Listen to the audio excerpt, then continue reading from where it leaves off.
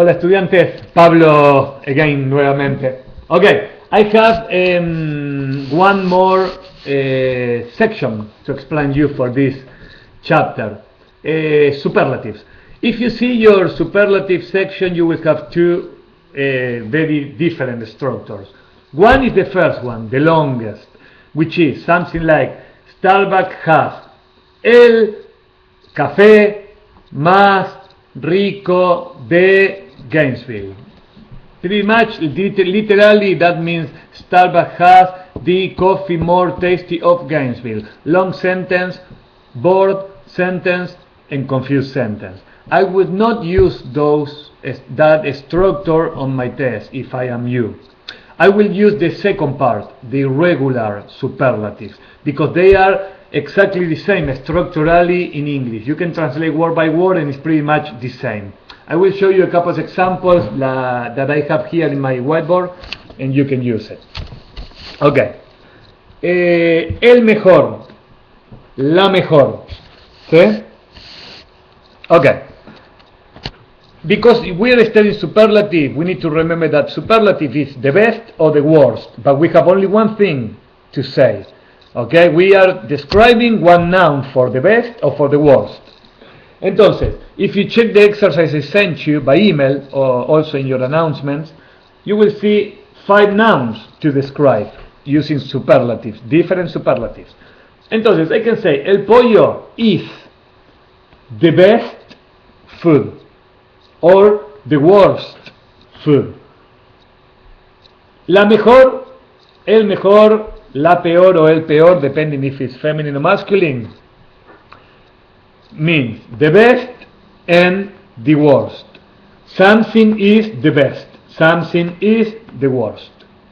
Apply that for pollo, for orange juice, for fish, or for whatever the food is. Then you have another structure of irregular superlatives. If you have an adjective like bueno and you drop the vowel, if you place isimo or isima instead of the vowel, you will get the superlative form. Bueno means good. Buenísimo means super good. Then, entonces, you can say, el pollo es buenísimo. And you made your superlative sentence.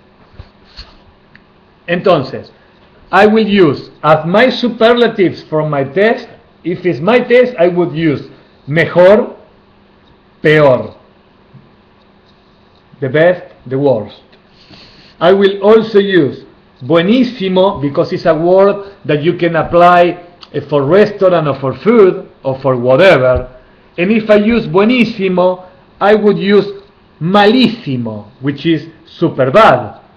Chicken can be super bad, the restaurant can be super bad, or the waitress, or the attention, the customer service. And also my 5th one will be riquísimo o riquísima, feminine or masculine. El pollo es riquísimo.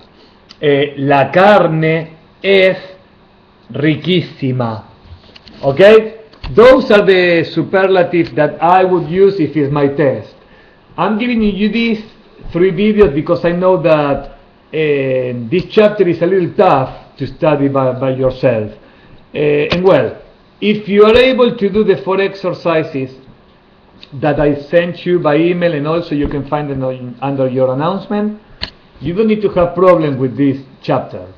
Okay? Because structurally those 4 exercises are exactly the same as in your test. Also you will have the reading, also you will have the listening, and you will have 5 questions. And finally, you will have a picture. You will have to describe a picture. Remember, if you are describing a picture which is a restaurant situation, try to use verbs as servir, pedir, recomendar, comer, beber, ordenar, okay? And if I have 2 different people in that table, I will use, or I would try to use 2 or 3 different types of food per each one. for vocabulary in order to get full points for that exercise. Alrighty, now is your time to do the exercises I sent you. Are not obligatory. I truly believe that it's a great way to study for the test. If you have questions or if you want me to check your answers, just send me an email and well, I will give you feedback as soon as possible. Adiós.